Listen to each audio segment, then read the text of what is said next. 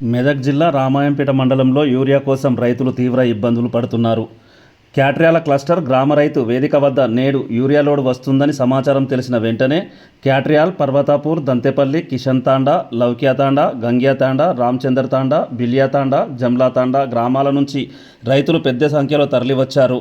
మహిళా రైతులతో సహా వందలాది మంది రైతులు తెల్లవారుజామున 5 గంటల నుండి బారులు తీరిన రైతులకు యూరియా మా వరకు వస్తుందా లేదా అని రైతుల్లో ఆందోళన నెలకొంది.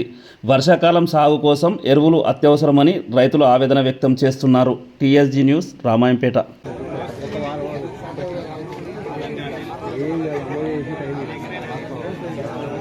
తెలంగాణ రాష్ట్రం మసాలా కొరత బాగా కష్టం, రైతులకు ఇబ్బంది ఉన్నది.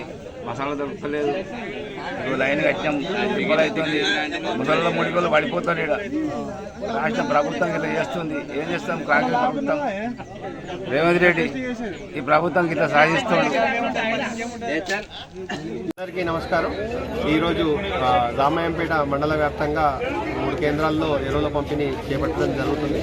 ముఖ్యంగా రైతుల సౌలభ్యం కోసం క్లస్టర్ల వారీగా ప్రతి క్లస్టర్ పరిధిలో 3 నుంచి 4 గ్రామాలు కవర్ అయ్యే విధంగా రైతులకు ఎరువుల పంపిణీ కార్యక్రమం చేపట్టడం జరిగింది.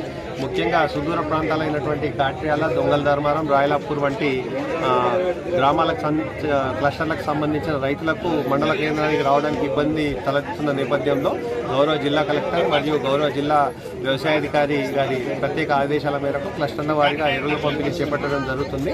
ఇది రైతుల సౌలభ్యం కోసం కాబట్టి రైతులందరూ కూడా ఈ అవకాశాన్ని సద్వినియోగపరచుకోవాలి.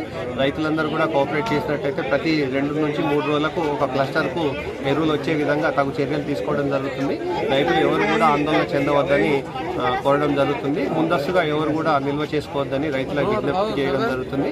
రైతులు అవసరం ఉన్న మేరకు మాత్రమే యూరియాను వాడాల్సిందిగా వ్యవసాయ శాఖ ద్వారా విజ్ఞప్తి చేస్తున్నారు.